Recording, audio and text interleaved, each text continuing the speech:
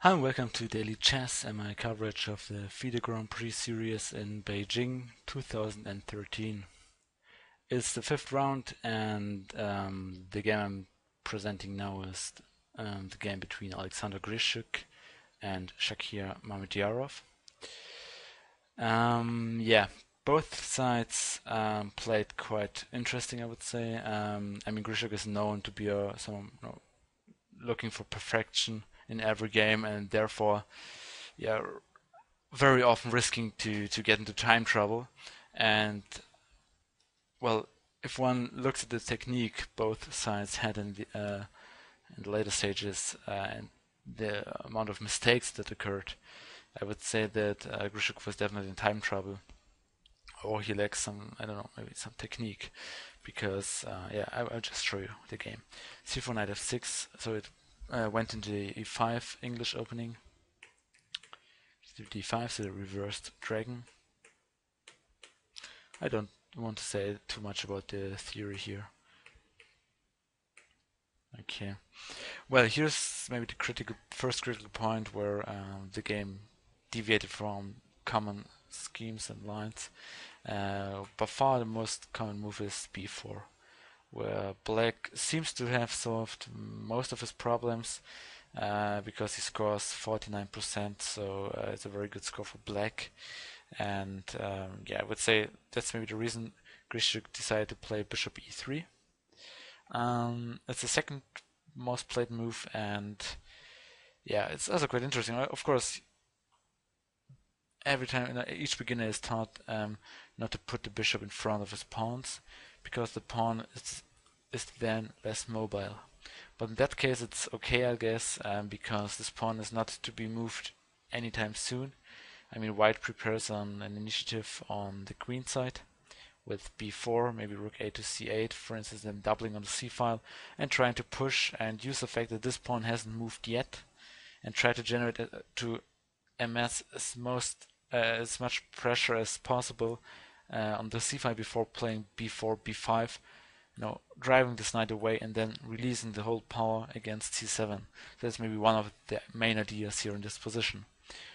In the end, black has a semi-open d file and white has a semi-open c file, so that's the line he should play for. Okay, knight d5.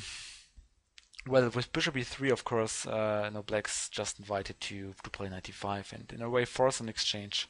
So, okay, knight takes d5, bishop takes d5, and queen a4. Well, improving the queen at least a bit. She cannot be attacked there, only with a6 and b5, but this would lose the control over the knight. And with a setup like rook a to c1 and rook f to d8 first, and then rook c2 or rook c3, depending, maybe bishop c5, and if he takes, play rook c5 and then rook d to c1. Just doubling on the c file, you can generate quite some pressure there, and the opponent has to solve certain problems. If they're critical, it's just another matter, but at least you can play for some slight pressure. Okay, rook e8, raise centralization. The plan I just mentioned. a6. Okay, no way, always keeping the option open of playing b5. Rook f to d1, bishop f8. Okay, slightly just freeing this rook here, and yeah, that's the first moment where I was a bit surprised.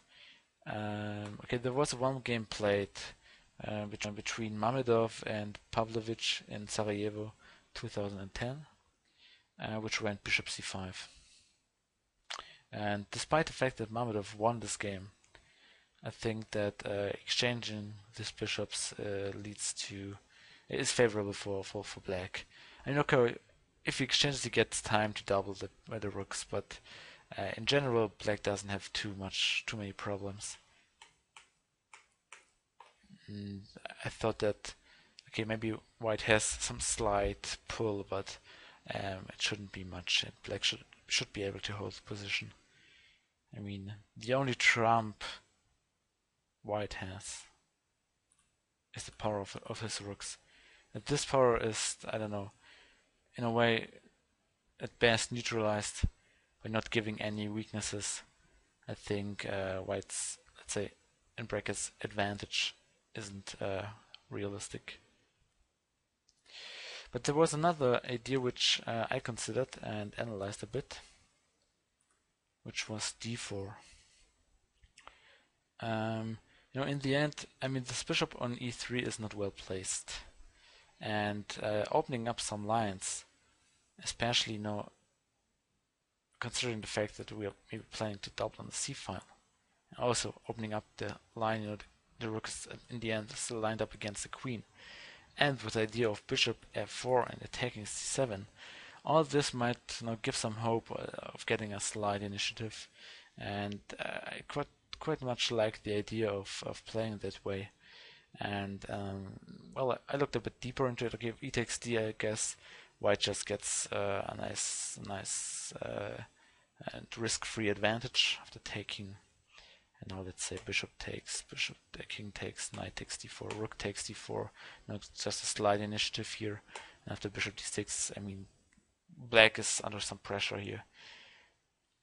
This pin here is always a bit annoying. I mean, this pawns might be a bit weak, and if this bishop goes, then all three pawns will always remain a bit weak, and white gets some pressure here. But instead of taking e4 is, I guess, the most critical one. And here I thought, okay, knight d2 looks interesting, but it was rather unclear to me. The most interesting was knight e5. Taking into consideration that if he takes a pawn, we play queen d4, attack the rook and the bishop, so the rook cannot leave the 5th rank because the bishop would just hang.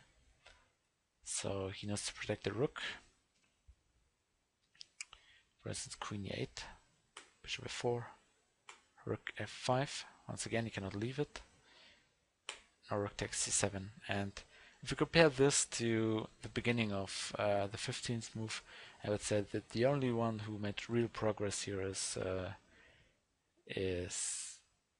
definitely white, and his rook on c7 is a bomb, and this variation here confirms that he should at least be better.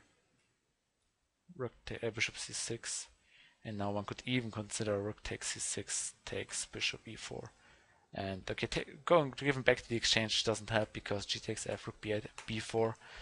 Those two pawns are always quite weak, and white just has with a pawn up, has a superior structure and a certain positional pressure. I mean, the pawns are in light squares, out of the range of the bishop, so white should be much better here. Rook b5 was instead the other move, but even here I think that white should have certain compensation, maybe a positional pull. Okay, one doesn't have to go for this extreme measures now, sacrificing the exchange. You can go for bishop h3, and I think this is even the most critical line. Attacking the rook. Okay, rook goes, let's say c5, then bishop d7. Forcing to exchange off the main defender of the b7 pawn, one of his main weaknesses. And if he takes, taking with the queen is not that good in my opinion because of the b5. Just removing the weakness. I mean, if you take the rook, and play rook d7, white is slightly better. His pieces are slightly better placed, but it should be very difficult to get something going, especially you cannot penetrate both squares, and okay, even the 6 you cannot penetrate, and without it it's difficult to generate anything. So I would say black has certain chances to hold here. Okay, rook takes d7 is instead critical, and get to b5 for instance, b4, and now with rook c4, queen d5, and rook a to c8. White is simply much better. I mean, he has ideas such as queen b7, which is very, very strong, and it's difficult for black to untangle here. I mean, he has to think about equalizing, and even this isn't an easy task.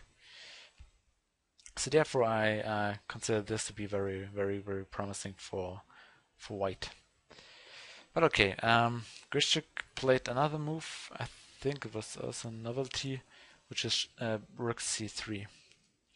Yeah, well, just doubling on the c5. In the end, you have the semi-open file there. So I guess he knew the game between Mamedov and Pavlovich, and instead chose, no, I don't want to trade my bishop, so I just doubled. And okay, h6, rook d to c1, rook c8. Well, this just improves White's bishop for free. I mean, bishop h3, rook b8, bishop f5. And I wasn't quite sure about bishop takes f3, e takes f3. I mean, he has a weakness there, which in a way he has to protect.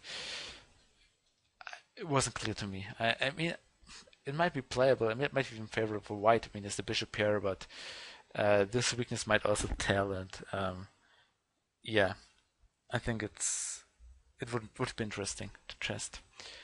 Okay, after g6, bishop e4. I had considered f5 for black with the aim, no, bishop takes d5, queen takes d5, and the space advantage, at least now with ideas maybe such as e4, yeah, might give him some counter chances, some counter play. Of course, he always has to consider this weakening here, but I'm not sure if White has any means to exploit this. But instead he chose, okay, bishop takes e4 and d takes e4, which alters the structure a bit. And in this kind of structure, which resembles the exchange variation of a Spanish opening, black always has to, or let's say White has always to be careful, because he cannot promote a pawn, or at least he cannot create a passed pawn by best play on the king side. Doesn't have a majority there, but black on the other hand has one, so it means that in general pure pawn endings would have been, yeah, probably even winning for black, and therefore I consider, no, you always have to be cautious about not trading too many pieces. At least no, you have to pay attention to it. But on the other hand, you still have this pressure along the c file, especially against c7. The knight cannot move, and okay, d4 post isn't relevant here. The e4 pawn isn't a weakness anymore, so something it's a bit counterbalanced. No, it should be okay. Queen d7, king g2. Okay, improving the king. And okay, I don't like this idea of queen e6. To be honest, it's hard for me to see any real idea here. I mean, yeah, okay, before just getting an initiative for free.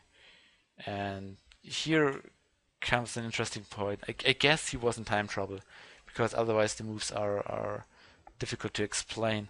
After queen g4, taking e4 pawn, he had several different options. He could have played, of course, also something like this. But instead of queen c2, which is rather passive, he could have opted for this interesting exchange sacrifice, which is a common theme in almost all lines from now on. And it always gives him very good compensation based upon what I would like to explain in just a minute. Queen takes c6. And now if we take a look, I mean, black's pawn majority on the king side is of no value right now. This is one point. The second point being, the dark suited bishop is much better than the opponent's dark suited bishop. Second plus. The third point is, both rooks are of almost no use. I mean, he can try to go for the d file. Well, okay. But he cannot penetrate d1, he cannot penetrate d2, as well as d4. He cannot penetrate d5 and d3, which means this rook doesn't have many prospects there, despite just preventing our own rook of going to the d file. But the d file, is of no benefit for us. There are no targets for us. It's simply useless. I mean, and on the other hand, additionally to all this, black still has two weaknesses, which are of major concern for him. he always has to pay attention to those two weaknesses. And I mean, the fact that this bishop here controls some important squares, it's not easy to untangle here. I would say that white has definitely compensation. Very, very, very good one. I would say it's maybe even much better here. Like you have the queen c2, which is very, very passive. I mean, I think here, I mean, at least how the game went, he tried to play h3 because after queen e6, queen a4, queen g4, they just repeated moves. And now I think Grischuk just came up with the plan, okay, of playing h3, taking away the square g4, and then play queen a4 again. So after queen c2, queen e6, Mamedyarov was certainly happy with the draw. He just played h3. Now trying to get the queen back to business on a4 once again, and yeah, making this plan of exchange of the exchange sacrifice plausible. And okay, after g5 he went for it. Queen a4, queen g6, knight d2, which okay, I didn't like too much, I must admit. Okay, maybe the idea of playing f3 is worth the time. And okay, rook b to d8. Here I think f3 was much better, but okay, rook takes c6 is also very good. I mean, he's simply trying to gain the initiative by relatively easy means. So b takes c6, rook takes c6. You know, hitting the queen, and if she moves, we just pick it up. And white has very, very strong pressure on the sixth rank. So okay, after rook e6, probably the only move not to get immediately lost. I cannot explain his future play. I mean, what about rook c7? I mean, if maybe he didn't calculate accurately, because rook takes e2, bishop takes e2, queen e4. No, there are very much a lot of complications, and of course in time trouble it's very difficult to calculate everything until the end. And you have to see king h2, which is the only move to preserve an advantage. The queen takes e2, bishop e3. With the weakness on a6, the better rook, the better bishop, and the maybe even better queen. White's still better. Okay, rook c4 is also an interesting line, but I think less not that good. Let's say, put it that way. h5, knight f3. I don't know why he didn't took the pawn. I mean, still the same line, but yeah. Okay. Well, bishop e7, knight e2, g4. Okay, h4 has to be played. Bishop f8. Okay. Queen c2. Again, hitting this one and preventing this idea of sacrificing the exchange. c6, knight f1. Okay. And in this position, the main feature being that this is maybe the most difficult, for black, the most serious weakness. Why? Because first of all, it's on a light square, which means it's out of the scope of this bishop. Secondly, this pawn on c6, which he voluntarily pushed with last move, he prevents two very, very strong pieces. He deprives them from the defense of the a6 pawn. And one interesting idea is especially this maneuver of playing rook c5 later on, and then rook a5, as you will see. Rook e2 d6. Bishop g5, okay. I mean, here after bishop c5, he gets what he wants, control over c5. And for instance, after rook e6 takes, knight e3, he gets a very powerful knight on e5 and f5, as well as this maneuver here. And it's difficult for black here. I mean, white is positionally dominating. Okay, bishop g5, rook a to d7, bishop e3, rook e6, rook c3. I mean, I guess both sides try to get to time control. Rook d8, knight d2, and bishop g7. Now played one move after the time control, and which is probably already the losing move. I mean, rook c5, now it comes. Rook a5, and yeah, as you will see, black has to sacrifice a pawn in order to defend well. And after bishop f8, rook a5 comes. Now without even exchanging the bishops.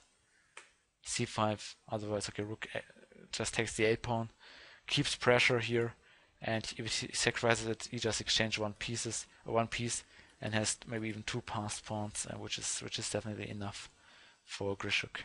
So c5, b takes c5, very strong. Rook c6. And now I like the idea. I didn't like his idea of rook a4. I mean, what about knight c4? First of all, we are threatening to fork. Fork on e5, winning immediately. Additionally, we're just planning to play knight b6. And after knight b6, the a pawn is hanging, even without any defense, because the knight controls a8. Game over. But rook a4 is okay. I mean, yeah, at least it's playable. Queen e6, rook c4. Good. Putting pawns behind passed pawns is also an old principle. Rook c7, knight b3, okay. Queen c4 and a4. Both sides just try to maneuver a bit. I'm putting rooks on the open file. Rook b8, queen c3.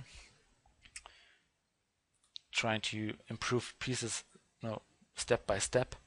Trying to use the opponent's weaknesses to gain time for this procedure. Queen e6, knight c1. Knight is heading probably to d3, attacking e5.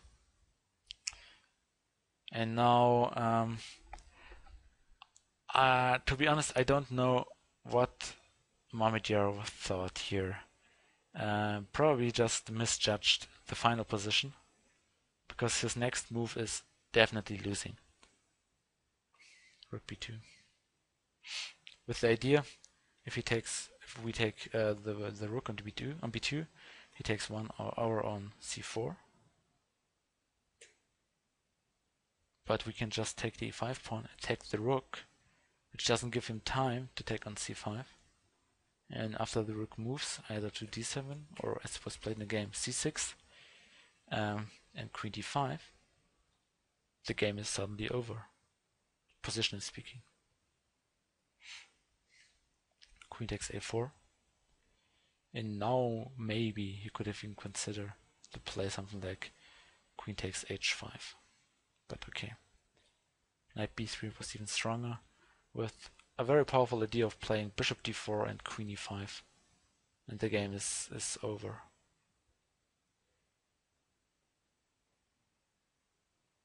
Knight d3, rook e6. This is always a very strong idea, but right now this pawn is hanging. So bishop d4, cutting off the queen. Bishop g7. And okay, well, I must admit I don't like his next idea of playing e5. I think just keeping the tension e3 is better. I mean, in the end, knight f4 and knight takes h5 is coming, and with great effect.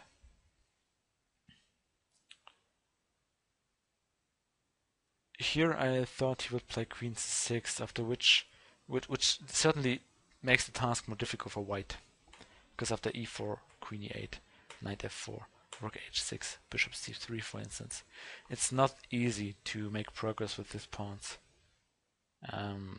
White would still have to solve certain problems. I mean, he is better, but in a practical game you always have to prove it, and I guess it would be very difficult to prove it here. At least, considering that Grischuk is a very, has a very, if we put it that way, miserable time management. But bishop h6, I mean, probably just misses a very strong idea of playing knight f4, because if he takes, this pawn here is very, very strong. Sorry, with the idea of playing f5, depriving this rook, and then going for e6, e7, and e8, promoting the pawn, which is very, very strong and not easy to meet. I mean, after queen, c2, attacking the pawn on e2, e4, no, queen d1, hoping for a perpetual, and also no, threatening to play queen f3 and picking up the pawn here, after which it's not easy. But f5 stops it. If queen f3, king g1, queen d1, king h2, he doesn't have any perpetuals left. I mean, this one is no weakness because the bishop defends it, and queen f3 is of no use, and we are still attacking the rook, so the game would finish. We have the rook e8, rook e8, e6, the game just ended because of the queen f3, king g1. He saw that he cannot give perpetual, and without a perpetual, he cannot make progress, and he cannot even stop this pawn here, especially in combination with the bishop. And Mamedyarov resigned. Yeah, it was okay. In a way, the position was not too complicated. I mean, the plans were rather simple. White just played on the c file, whereas he had this interesting idea of playing d4 and using piece activity. But okay, rook c3 is also interesting, and it gave him some nice pressure. But I don't know, this idea I didn't like it too much. And in the end, I mean, both sides shared a mutual. Yeah, we could almost speak of blunders, and played quite badly for players of their level. So. Okay, I mean, practical game, I don't know exactly which time what was time, but okay. It is also one interesting theme which occurred throughout the game, and in all possible lines, this exchange sacrifice. We already had it here instead of queen c2, the passive move, going for rook takes c6, bishop takes, and queen takes c6. I mean, this is just a powerful idea, and I would have liked it very much if this occurred here. I mean, also given the fact that something like, okay, rook e6, no, just to kick the queen and stop taking there. We take the c7 pawn, and you cannot take the e4 pawn, because the rook is hanging, and after which we can still retreat to c2. Yeah, this is, I think, a very, very good position for white. Okay, well. Yeah, I would try to cover the third decisive game. I mean, I don't know, in Beijing, it seems as if only 3 decisive games per round were played. I mean, I think the second round or third or second round there were 3 black wins. The next round there were 3 white wins. So it's it's a big mixture somehow, and yeah. But okay, I hope you liked my coverage. You can leave a comment on my YouTube channel, DailyChessTv. If you find some improvements, some suggestions, or I don't know, maybe even more creative ideas than this bishop rook takes c6 exchange sacrifice, then just post it on my channel below the video. Rate my clips, please. Subscribe to my channel. That's maybe one of the most important things for me. And share this show to your chess friends. Just share it on Facebook, Twitter, Google+, and so on. Thanks for watching, and bye-bye.